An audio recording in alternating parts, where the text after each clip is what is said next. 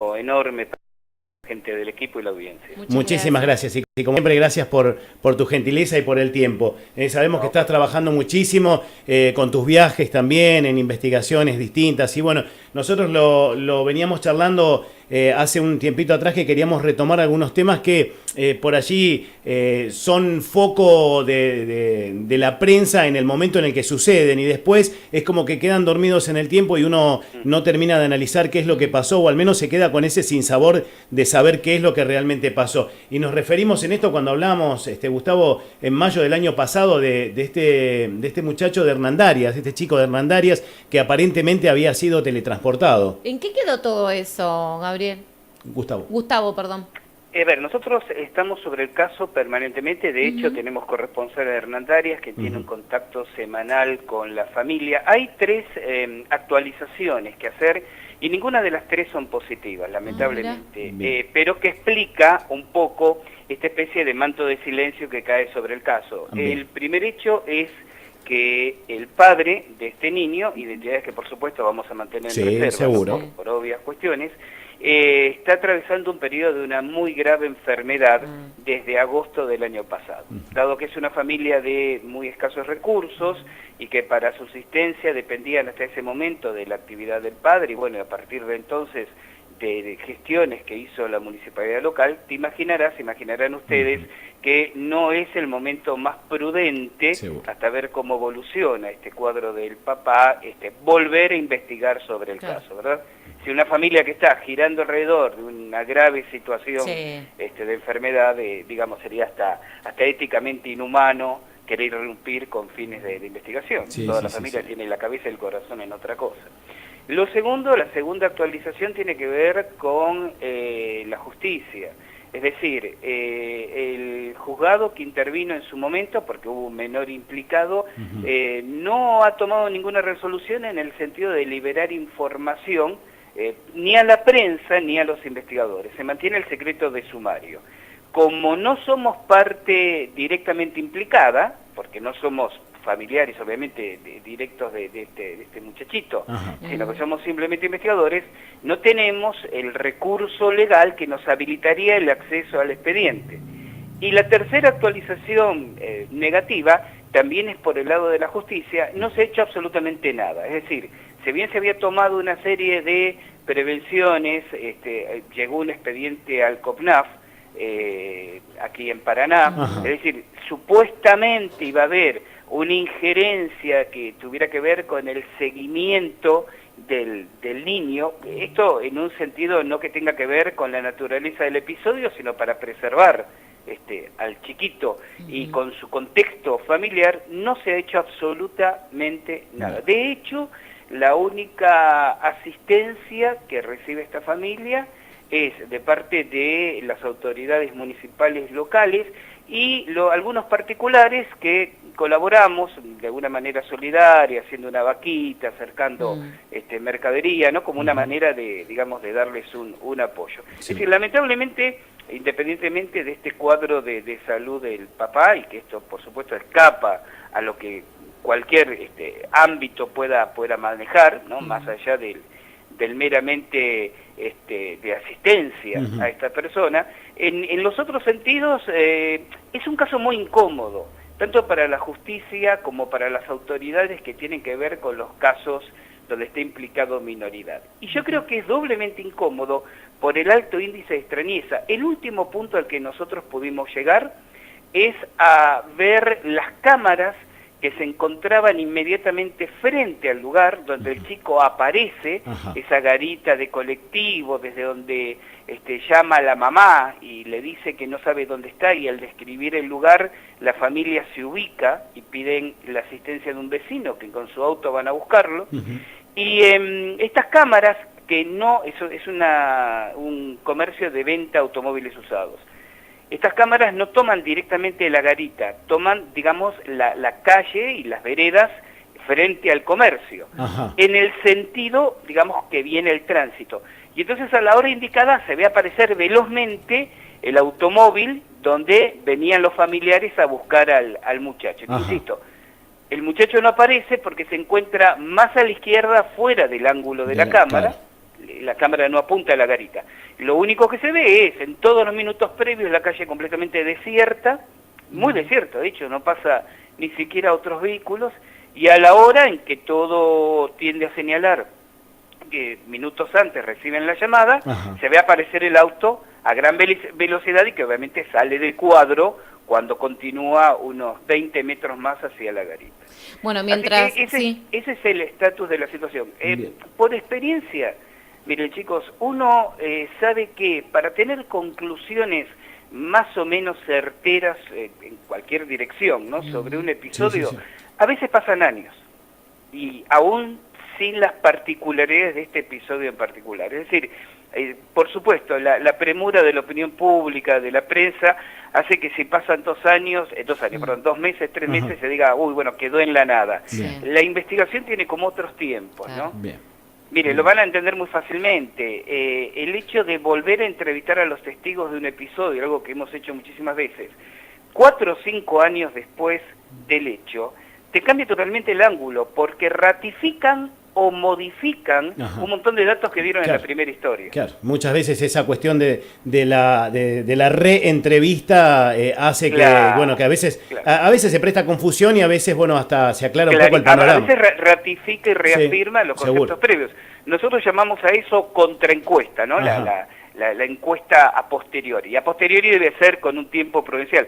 Entonces, en términos de progreso de conocimiento, porque en última instancia lo que nos alienta y lo que está detrás de esto es querer saber un poco más de estos fenómenos, realmente a mí me preocupa más la situación emocional de ese chico por el tema que les decía del papá, que por los resultados de la investigación. Es decir, si tengo que esperar 2 años más para retomar el caso ya con un contexto familiar un poco más acomodado, asentado, en términos de investigación me es absolutamente indiferente. Seguro, inclusive hasta lo que molesta, o sea, lo que por allí a uno le inquieta también es hasta el estado anímico de esta criatura, en cuanto también a no saber qué es lo que le pasó, ¿no? En ese momento.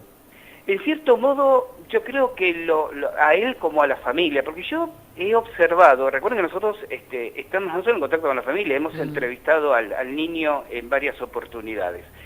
Es un chico muy inteligente, pero también muy anenado, ¿se comprende la idea? Sí. Entonces yo creo que esa misma inmadurez, si lo quieren ver así, lo preserva, ¿no? Es decir, lo toma como algo raro que le pasó, pero superada la angustia del momento.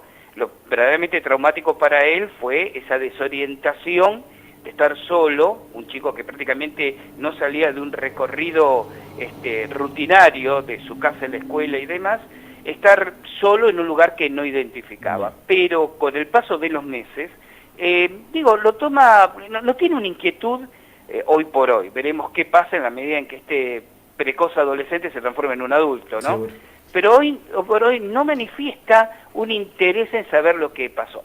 Sí lo tienen los familiares, especialmente la madre. Pero bueno, esa angustia de mamá está en este momento acentuada por la angustia de esposa, por esto que les decía antes.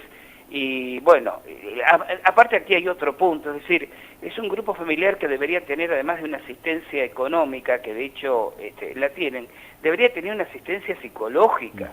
Y no la tienen porque desde los ámbitos responsables no ha bajado ninguna directiva en ese sentido.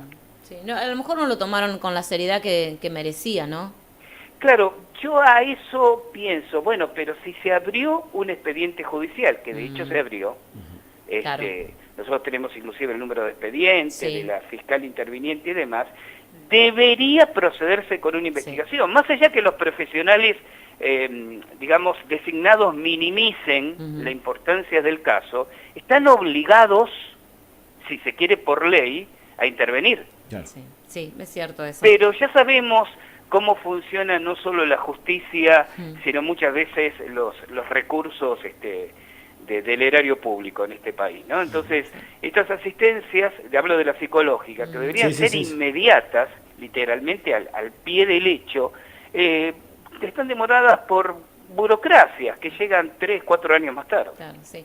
Bueno, mientras nosotros estamos charlando con Gustavo Fernández, le vamos contando a la gente que quién es Gustavo Fernández. Brevemente te cuento a vos, porque la gente está atenta, enviándonos un par de mensajes. Estamos charlando con quien es investigador paranormal, que es director del Centro de Armonización Integral aquí en la provincia de Entre Ríos, que tiene una entidad difusora de disciplinas alternativas, que tiene un amplio currículum, que siempre vamos por ahí los viajes que realizan Gustavo Fernández, y para aquellos que estén interesados, sepan que van a encontrar todas las actividades y el trabajo que realiza en una página que se llama alfilodelarealidad.com.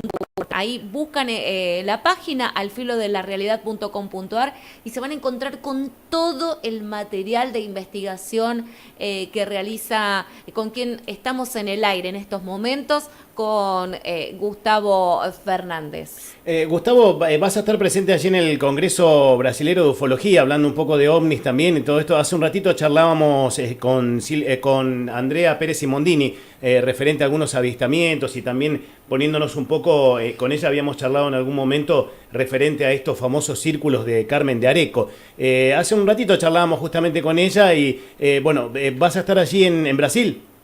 Sí, yo estoy viajando ahora a la madrugada con la suficiente antelación para participar viernes, sábado y domingo en el 23º Congreso Brasileño de Ufología, que organiza, bueno, este año se hace en Curitiba, una revista, se llama Revista UFO, una revista muy importante en Brasil dedicada a esta temática, ¿no? Que es la segunda vez que me invitan a sus congresos, y voy a presentar una conferencia sobre los fenómenos que ocurren alrededor del Cerro Uritorco y en Capilla del Monte, pero no tanto orientada a la casuística, es decir, a contar episodios, sino empezar a presentar teorías de lo que pasa ahí. Yo creo que uno de los grandes, lo voy a decir de una manera muy entendible, uno de los grandes aburrimientos que para la gente tiene el tema de los ovnis, es que se van repitiendo el relato de episodios, de casos, pero no empiezan a presentarse aunque sea conclusiones provisorias.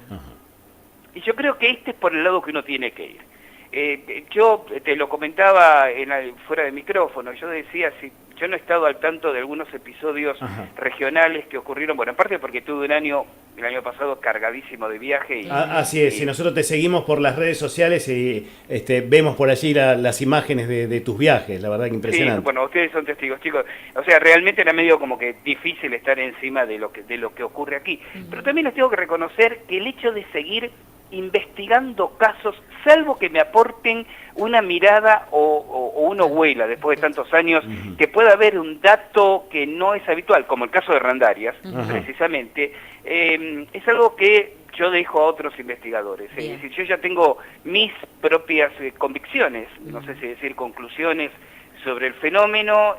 Lo que necesito es empezar a avanzar en otro terreno, que tenga que ver con poder, de alguna manera, lo digo en términos, si se quiere, científicos, no espiritualistas, predecir el fenómeno, es decir, poder anticiparnos, poder tener alguna certeza de cuándo, dónde y cómo se va a manifestar nuevamente, ¿no? Que eso es el método científico, o sea, poder enunciar leyes que te permitan predecir eventos hacia adelante. Y lo que a mí particularmente me interesa, conocer un poco más la naturaleza, en fin, del fenómeno.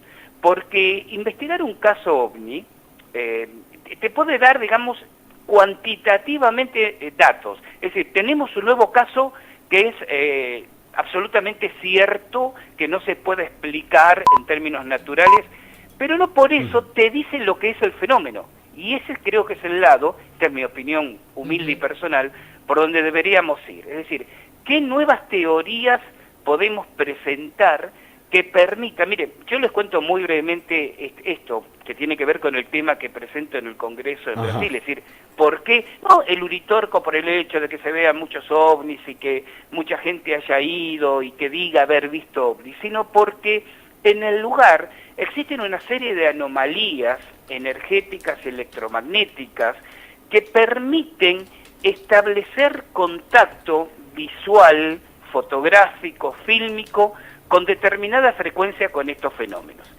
Para decirlo de una manera más entendible, es como que es un lugar donde se abre una especie de ventana por donde este fenómeno se manifiesta. Y hay ciertos lugares y hay ciertas prácticas, concretamente de meditación, que se pueden realizar para que el fenómeno parezca tener, lo voy a poner en potencial, podría tener una interacción con los testigos. Bien. Esto es muy interesante porque nos permite teorizar sobre las probabilidades del contacto programado. Es decir, el contacto me refiero al contacto visual, ¿no? Al registro fotográfico fílmico. Que podamos con algún grado de certeza estar seguros que en determinado lugar, en determinado momento, vamos a obtener algún tipo de registro, que es lo que venimos obteniendo de unos años a esta parte con las investigaciones que estamos haciendo en ese lugar. Qué bárbaro, ¿no? Qué bueno, qué bueno. ¿Es la primera vez que vas a ir a disertar allí a ese congreso? La segunda Exactamente, vez que te invitan. Este es el tema que voy a presentar en este congreso. Bien. Bueno, vos sabés, Gustavo, que mientras leíamos todo tu currículum y estos viajes que has realizado, nos preguntábamos, más allá de lo que pasa a nivel regional, seguramente, porque fue tema a nivel... Primero que vos estás pendiente de estas cuestiones que van ocurriendo. Tiene que ver, uno desconoce porque uno es ignorante de estos temas. Por eso siempre tratamos de buscarlos a ustedes que nos amplíen un poco nuestro conocimiento. Más allá de lo que es el tema OVNI y todos estos efectos paranormales, ¿te llegó la información? ¿Qué conoces de lo que ocurrió hace muy poquito allí en la provincia de Santa Fe? Claro, no, es justamente lo que charlábamos en off con Gustavo, esto de allí de San José de la Esquina, para lo cual, por eso es tan respetable por allí la palabra de Gustavo en las veces que hemos hablado, que él me decía, no voy a emitir algún tipo de opinión referente a algunos temas que no están dentro de su investigación. Sí. Claro, yo lo que les comentaba, para no parecer, digamos, poco caballeresco ante la pregunta, a mí me gusta opinar sobre los casos que yo investigo o sobre los cuales me documento, porque muchos casos uno no los puede investigar por una cuestión, por una cuestión de distancia, también por una cuestión de recursos económicos, porque aquí hay algo, casi una nota de color que comentarle a la gente. A nosotros no nos banca nadie, lo bancamos en nuestros propios bolsillos. Sí. Entonces la gente dice, aterrizó un ovni en Calamuchita, ¿por qué no te vas a investigar? Claro. Sí, hermano, vos me pagás el viaje y la estadía, yo voy, no hay ningún problema. ¿Se comprende? Es decir, uno está también... Claro, pero es gracioso, pero miren chicos, si ustedes supieran por las redes sociales el bombardeo de consejos de la gente, de buena onda, yo sé que la gente lo hace desde su propio entusiasmo, ¿no? Sí. Pero esto de, mirá, aquí cerca de mi casa, tengo una persona que le pasó tal cosa, venite, yo te la presento, ¿dónde dice? Estoy en Neuquén, o sea, bueno, ¿cómo hacemos? Entonces, uno tiene que establecer como un orden de prioridades, ¿verdad? Hablando seriamente, uno tiene que decir, bueno, a ver, si voy a hacer el esfuerzo, porque a ver, uno no se toma un colectivo, llega a un lugar, entrevista al testigo y se toma el colectivo de vuelta. Uno se tiene que instalar 3 días, 4 días, ¿por qué? Porque uno habla con los vecinos, trata de ir al lugar donde ocurrió el hecho, como para hacer la reconstrucción visual y fotográfica de lo que pasó, ¿no? O sea, es toda una historia, ¿no? Claro, obviamente algunos dirán, bueno, perfecto, pero entonces hay que ser millonario para ahorrar. No. A ver, uno tiene que tener orden de prioridades en la vida y para mí la investigación es una prioridad. Otros tendrán otras prioridades que son respetables. Una prioridad que a mí me satisface y me llena es la investigación. Pero entonces uno va como acomodando los números progresivamente. Entonces tiene que pasar por un filtro. Y muchas veces no se puede ir al lugar del terreno. Entonces, ¿qué es lo que uno hace? Cuenta, si el caso le importa, cuenta con la posibilidad de encontrar algún investigador local o cercano que investigue y que haga las preguntas que uno haría de estar ahí. Perfecto. ¿Correcto? Entonces, esos son los criterios con los que yo me manejo. En el caso de San José, realmente no he hecho ninguna de las dos cosas, aunque permítame decirle esto.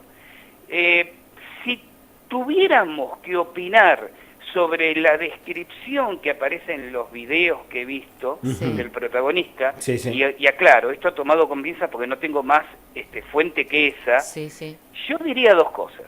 Que el testigo es creíble y que no tiene nada que ver con el tema OVNI. Bien, pero perfecto. Sí, una vez más, se asemeja a un caso como el de Hernandarias. Ajá. Porque fíjense que estamos otra vez, donde básicamente la descripción es, o sea, la cosa extraterrestre la pone sin querer el propio protagonista cuando dice, estaban los pies marcados en el tapete de goma, Ajá. y se hace la película de que tiene que ser un extraterrestre que hizo eso. Pero lo que tenemos es un individuo que desaparece, le puede acompañar un trayecto a esta persona. Y aquí sí voy a decir una tercera cosa, porque en esto obviamente tengo fundamentos. De haber ocurrido, no digo que haya ocurrido, digo, de haber ocurrido, no es la primera vez que en Argentina ocurre un caso de esas características. Yo tengo muy presente, chicos, ustedes ni habían nacido, pero tengo muy presente un caso de muchísimos años atrás, de 1972, cuando literalmente le pasa casi lo mismo a un camionero que iba de Bahía Blanca a Carmen de Patagones, llamado Fernando de Deuj, digo por si alguien quiere googlear y buscar la información, y literalmente le pasa el mismo episodio. Bien. La única diferencia es que este muchacho, en el caso de San José de la Esquina, parecía interactuar más verbalmente con el conductor, mientras que aquel caso del 72, una de las cosas que comentaba el testigo, Fernando de Deuj, era que le llamó la atención que el que subió le indicó por señas, podía ser una persona muda, le indicó por señas dónde iba y no habló en todo el trayecto. Pero dejando de lado ese detalle, que puede ser importante o no, o puede ser anecdótico, los casos parecen calcados. Bien, ¿y a qué atribuís, dentro de tu experiencia, Gustavo, a qué atribuís este hecho?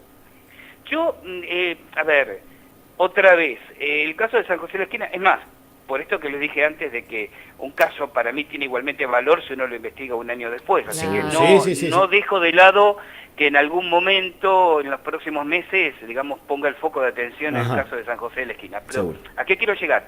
Yo creo que si comparte las características del caso del chico de Hernandarias, lo que tenemos aquí es un fenómeno que a la gente le puede resultar muy extraño, muy insólito, increíble en el sentido de no creíble, pero como decía Sherlock Holmes, cuando lo imposible, cuando la lógica no explica lo imposible, lo improbable pasa a ser realidad, ¿no? ¿Qué es que haya algún tipo de anomalía energética en el planeta, errática, esporádica, que aparece y desaparece, donde se crea un fenómeno que en astronomía se llamaría agujeros de gusano, por donde la persona de un lugar aparece en otro lugar sin haber atravesado el espacio intermedio en este universo. ¿Me explico? Sí. Es como si pasara por un plano o dimensión paralela. Imaginen una puerta que se abre y ustedes pasan por un pasillo y entran en otra puerta y la gente que está en el pasillo no los vio pasar en ese momento. Sería una cosa así. Bien. Por eso digo, pero no creo que tiene que ver con un fenómeno, si se quiere, energético. Creo que la explicación hay que buscarla por una distorsión del espacio-tiempo, pero no por una intervención extraterrestre. Bien, clarísimo. Bueno, y algo que también justamente se da en la charla que tenemos hoy, después de lo que se dio del conocimiento que tomáramos del fallecimiento de Stephen Hawking, ¿no? Que seguramente ha seguido un poco también dentro de lo que él ha escrito y todo esto, que justamente trata de toda la teoría de los agujeros negros. Sí, ahora yo les voy a decir una cosa. El recuerdo de Stephen Hawking. Yo no sé cuál es el mayor legado que Hawking ha dejado a la humanidad. Si sus investigaciones sobre los agujeros negros y el origen del universo o el ejemplo de vida que dio. Es verdad. Sí, eso totalmente coincido con vos. Creo que es la mejor reflexión. Sí, es verdad. Porque chicos, la verdad, cuando uno ven, y a ver, uno habla de Stephen Hawking porque ha sido un individuo hasta mediáticamente muy conocido, pero cuando uno ve el espíritu guerrero, digo, y acá digo casi en un sentido ancestral el término, ¿no? El espíritu de guerrero de mucha gente que por determinadas problemáticas personales luchan la vida y enfrentan las adversidades y se realizan y encuentran un motivo para disfrutar la vida, nosotros miramos en el espejo todas las mañanas y tenemos que decir, ¿y yo de qué me quejo? Es verdad, es verdad. Gustavo, por último te pregunto, has tenido, recuerdas un ratito nada más decías de la cantidad de gente que se pone en contacto con vos en cuanto a avistamientos ovnis. ¿Es mucha la gente que realmente te contacta en cuanto a esto? Sí, muchísima. Miren, yo tengo en esa misma línea de reflexión que les hacía, tengo una diaria de 2 o 3 personas que me contactan contándome, que inclusive uno, a ver, hace lo que puede como para tratar de darle una opinión a la gente, porque yo sé que detrás de él, mira, te cuento lo que me pasó, hay como un cierto grado de ansiedad y a veces hasta de angustia ¿y por qué me pasó? ¿Y esto qué quiere decir? ¿No? Sí, sí. Entonces uno dentro de lo posible va a tratar de dar una opinión, de derivar, de orientar. Mucha gente aparece haciéndome llegar fotografías, me aparece esto, me aparece aquello. Yo a veces tengo que poner como un poco de distancia, porque digo, chicos, no estoy las 24 horas online, ¿viste? Llame ya y le resolvemos su caso, ¿no? Pero sí, es y además es sostenido en el tiempo. Yo les hablaba de una diaria de 2 o 3 personas que me contactan para contarme episodios que han vivido, independientemente de toda la gente que me puede escribir para pedir un dato, un enlace, una información, ¿no? Así que hagan una extrapolación de toda la gente que no lo conoce a uno, que no lo contacta, que esto significa de que hay... Porque este es el punto, a veces podemos cometer el error de creer que estos fenómenos están ocurriendo como pasaron de moda de acuerdo a lo que la televisión o los diarios nos muestran. Y nos olvidamos de que hay todo un background, es decir, hay todo un movimiento donde la gente a veces no comenta fuera de un círculo muy inmediato lo que protagonizó, a veces por vergüenza, sí, ¿no? Seguro. Por temor a la sí, exposición. a lo que dirán. Claro, no sabe a quién contárselo, pero hay una media sostenida en el tiempo permanente y alta de fenomenología paranormal. Y cuando hablo de paranormal incluyo el tema OVNI también, ¿no? Es decir, como para generalizar.